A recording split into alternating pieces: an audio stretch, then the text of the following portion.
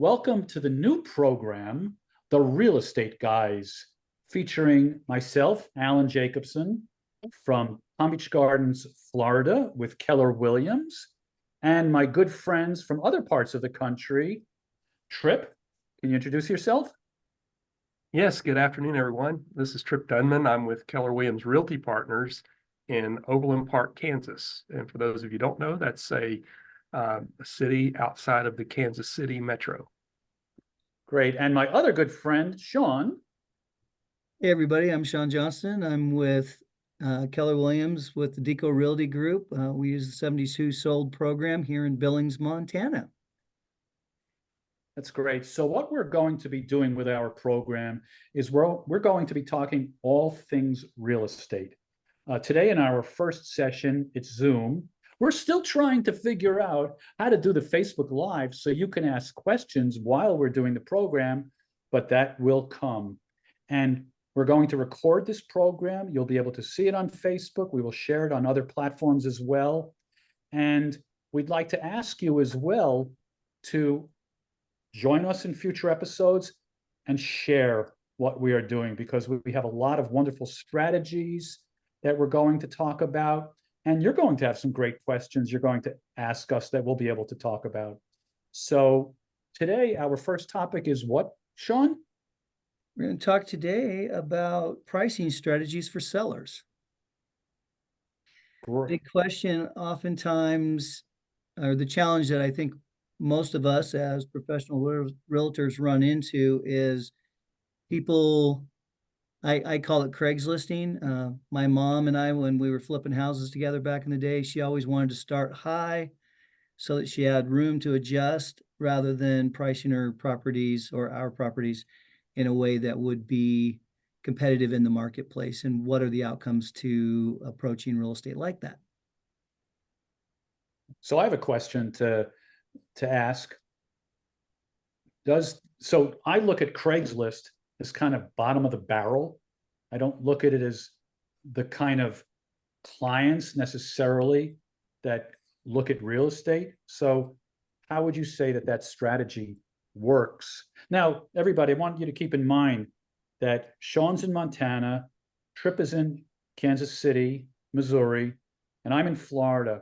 And I think you're going to find over time that the strategies we talk about, the questions that people have, they're going to be the same. So how could you respond to that? Well, I think what we find is most people have this opinion that if they don't start, they won't have any place to go, right? We've all heard it. And like we spoke about the other day, there's a difference in real estate versus what most people would think of when going to purchase something on Craigslist. Like you said, you're generally not going to be buying something of substantial value there. You're going to be buying used product. Maybe you're going to look at vehicles there, but you're not generally looking at real estate there other than to maybe find something that ultimately you would go look at and end up having a real conversation about. So oftentimes, I guess we would compare it to, are you yard sailing or are you at Tiffany's looking for a high-end product, right? And Good. real estate for most people is their largest investment in their life. Generally, for most people, the largest asset that they will have. And so the statistics have proven that when you price high and give yourself a margin to come down, you will typically end up making less money on the sale of your property. We have statistics to prove that over time in every scenario. Sean, it's kind of interesting you brought up the yard sale analogy. Just this past weekend, we had a listing of a property that the seller had informed me that there was a neighborhood yard sale going on. So I thought it might be a great opportunity to host a open house for the entirety of the day to hopefully increase more traffic. and I set up a table, had the Krispy Kreme donuts sitting out in the driveway. Tremendous amount of traffic that came through this yard sale / garage sale event. However, they were going to the house across the street. And it was interesting to me how that audience was obviously interested in very small nominal amount items, such as baseball caps and odds and ends that you would find in a yard sale. But when they asked me what I was selling, my answer was, I'm selling this house. And it's interesting how that was a total turnoff to them in many regards, because I had several say, but I can't afford a house. So it wasn't like a dig on the person that couldn't afford the house, but it was definitely a bifurcation of the person that was interested in the yard sale items. And then we had some people that were definitely there interested in the house. Now, back to your point on the pricing, what's kind of interesting is not only do you have a different mindset when you're buying a house, but also in this market, people, when they feel like they can't get this house due to competition, they tend to bid up the price of the house. And here's the danger.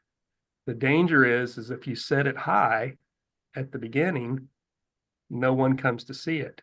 Whereas in a yard sale, they'll always go to see it because their cost is so low. And in fact, it's often, if something's priced at 50 cents, the buyer will ask for a discount to a quarter. And in that industry, that works. In that segment, it works. Houses, it's almost like a kiss of death. If you don't price it right at the beginning, people don't come. If people don't come, time on market starts escalating. And the natural question is whether there's anything wrong or not. What is wrong with this house? So anyway, sorry to interrupt, but I thought you used the word yard sale, and I thought, wow, I just experienced this. Wait a second. Interrupt? You're one of the three hosts here. There's no Well, interruption. okay, wrong word. Great. So I Well, it's actually have great insight. Yes, absolutely. I actually have, first of all, I love that analogy of the yard sale versus Tiffany's. And when I was in the clothing business years ago, I was a dress manufacturer in New York City. And I learned through the retail industry something that has always stuck with me. And that is, your first markdown is your best markdown. So what that means is that you put merchandise out and you set it at a certain price. Now it's not selling. Well, you have to make sure that when you mark it down, which whether it's dresses or televisions or a home, that you now mark it down to the right price. Because if you're going to say, let's say it's a television, and you say, okay, this television isn't moving, so I'm going to mark it down by $50, just throwing out a number here. Is that enough to really attract the customers and get them to reach into their pocket and buy? More than likely not. So if you don't set it at the right price, now you're going to have to go to another markdown. And to your point, Trip, time on the market. So again, if you price a home too high, when you reprice it, you better reprice it at the right price, because if not, it's just going to sit on the market. Yeah, very good point. And I think the other side of that, which is like what we all try to do with our clients, is help them to price correctly out of the gate, correct? We want them to look at the competitive market that they're entering. And this is the way I've explained it to a lot of my clients over the years, is really we're going to war. When you list your home for sale, you are in a war with all the other houses that are comparative to yours in your market, whether that's in your subdivision, your zip code, your end of town, whatever the case might be. And so if a buyer has X amount of dollars to spend, let's say that number's 500,000 for easy math, they're looking just like if I were buying any other product in the marketplace, I have this amount of money to spend. What can I get for that dollar amount? And if the product that we're selling, the home that we have put on the market, is the most expensive product for the money, you get the least amount for the dollar spent. All you're doing at that point is helping your competitors, your neighbors, sell their house before you, and likely ultimately driving your price down based on statistics. Yeah, so I think there's a really good point to be derived from that, Sean. And having been involved in prior to real estate in the commodity world, if you kind of think of futures markets and stock markets and things of those ilk, you're basically always in a competition to buy the stock or to buy gold or crude oil or whatever the item is. But you're always looking forward. And ironically, in traditional real estate, and I think it has its tenets in appraisals and where those are derived from, we have this tendency as an industry to look backwards, to look at what sold. And one of the big revelations through the 72 Sold program with me was, for the first time, there's a program that's starting to look at homes relative to the competition on the market today, because a buyer cannot buy a house that sold 6 months ago. Now, is that to say that we're not mindful of what sold? Because I think, out of fiduciary responsibility, we need to know that, so we don't price a home if a home is way overpriced because someone else's house is way overpriced.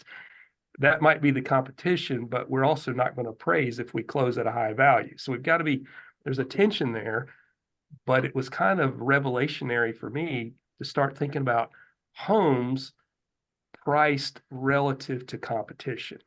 And I think that was the point you were making. I really like that aspect about it because it keeps it real, it keeps it futuristic versus looking backwards. Yeah, totally agree. It's very interesting. I was in the same boat. I'd always been taught do a CMA, look at the last 3 to 6 months, and then calculate your value based on that. And buyers can't buy what was available last month. And we all got to experience COVID, where what a house sold for last month was not what it was going to sell for the following month in an up scenario, right? I mean, I had one, it took us about 3 months before we went live with it.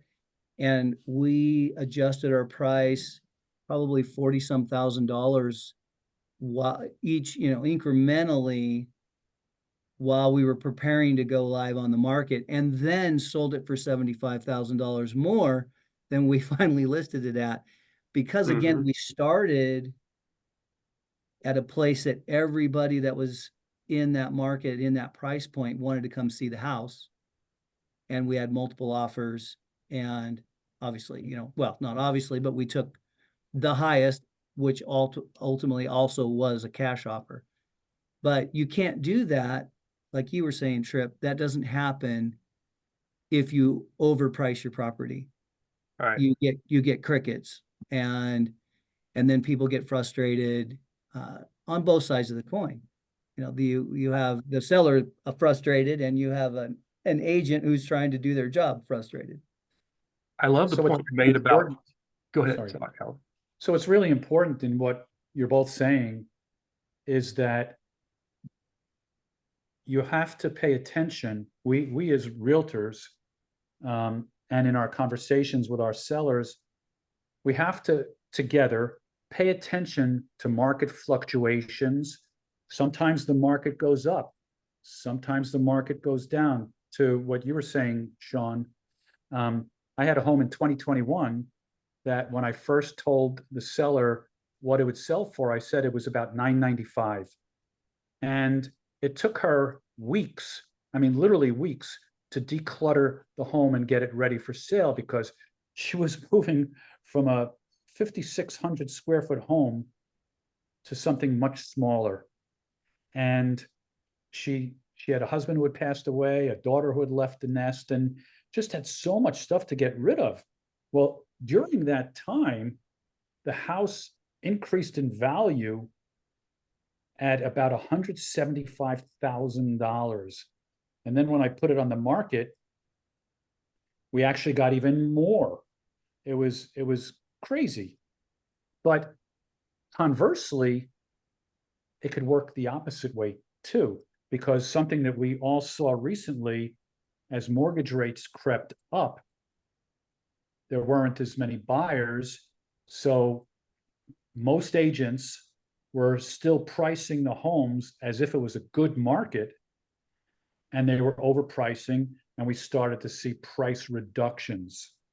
So it could go either way, and we have to really be cognizant of what's happening in the market to figure out where to best price a home to create the competition. You both made a really good point, because I think a lot of times when a home is priced, the natural expectation for the industry, for the buyers, for even the sellers, is that if there's a price adjustment, it's always going down. Now, let's be clear, this is typically better suited before the house goes live on the market.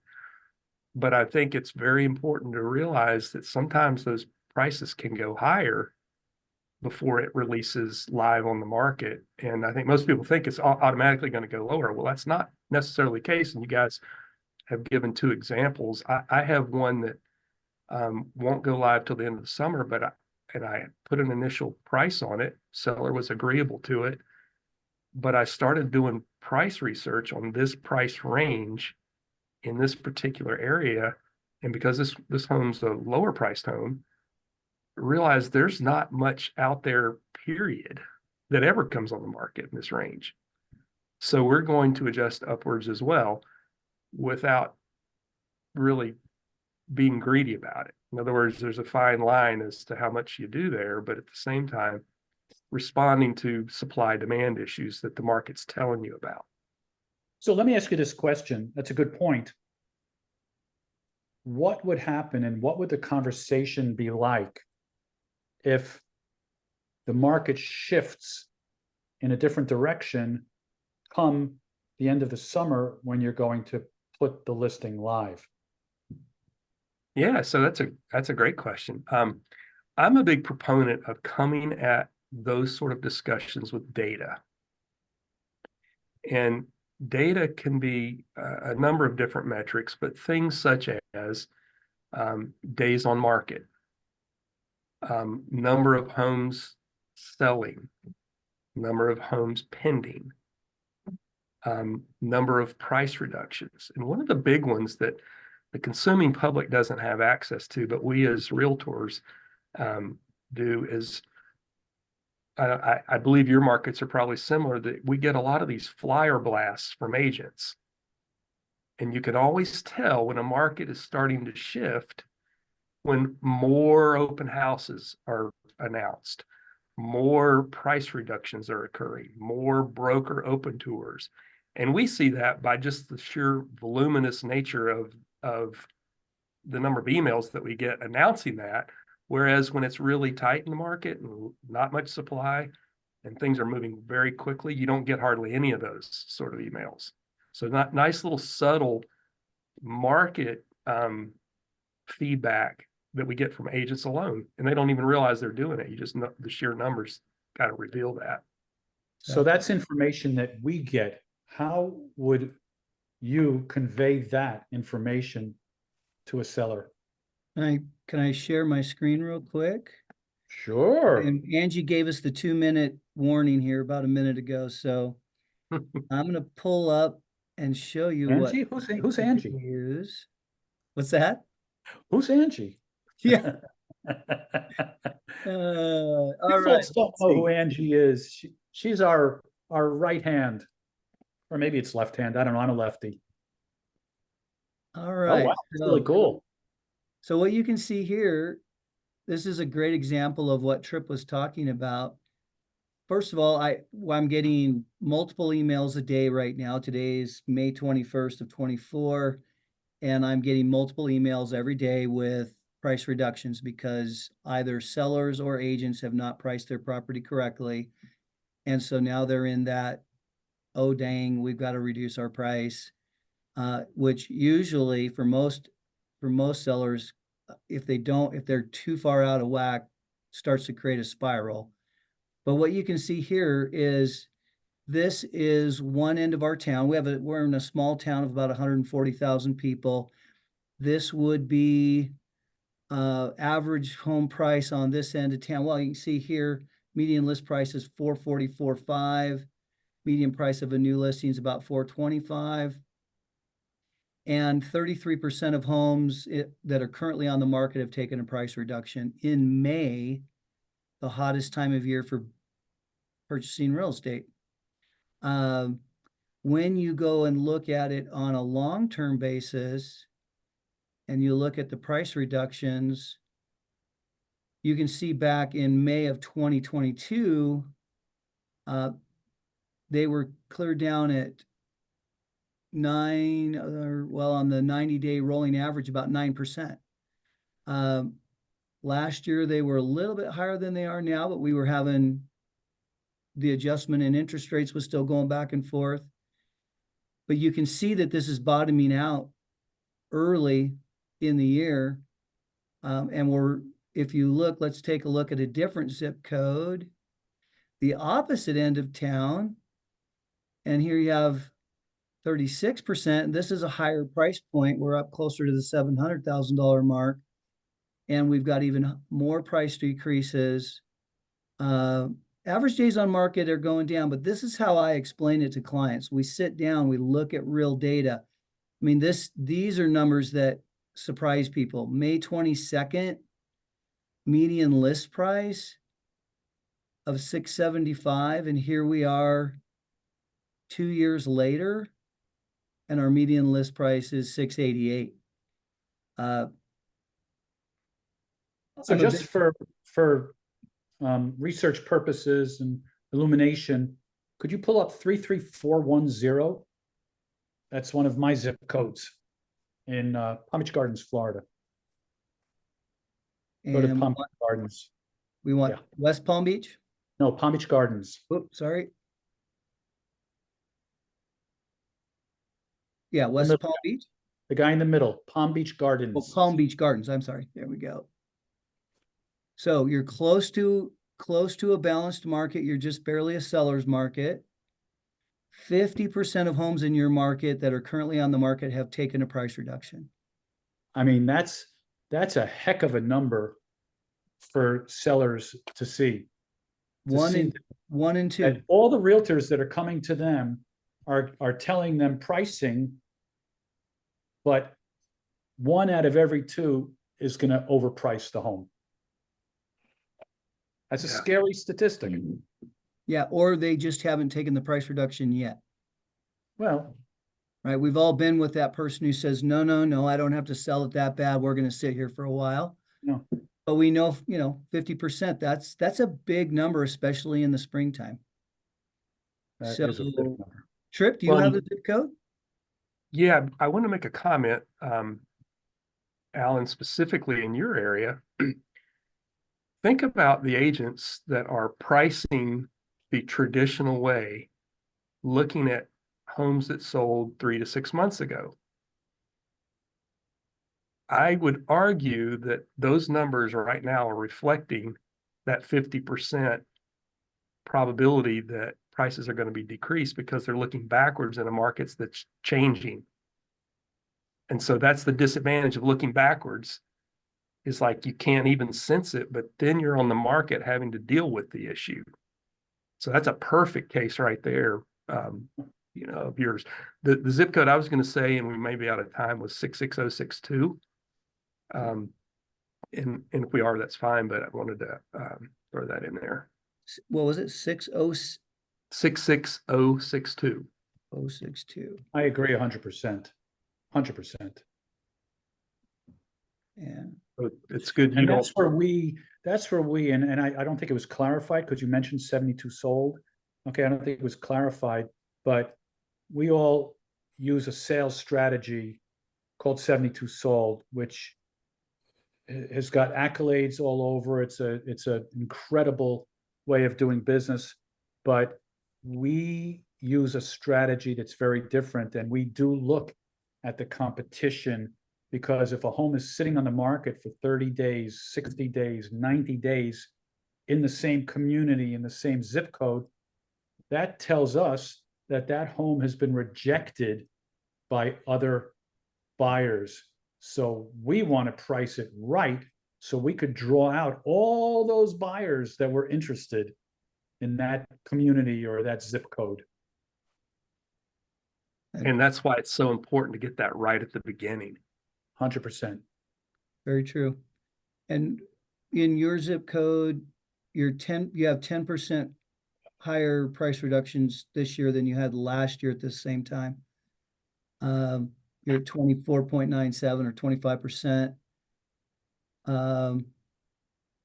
Excuse me. No, you're not. Your price decreases are 30% of homes that are sitting on the market currently.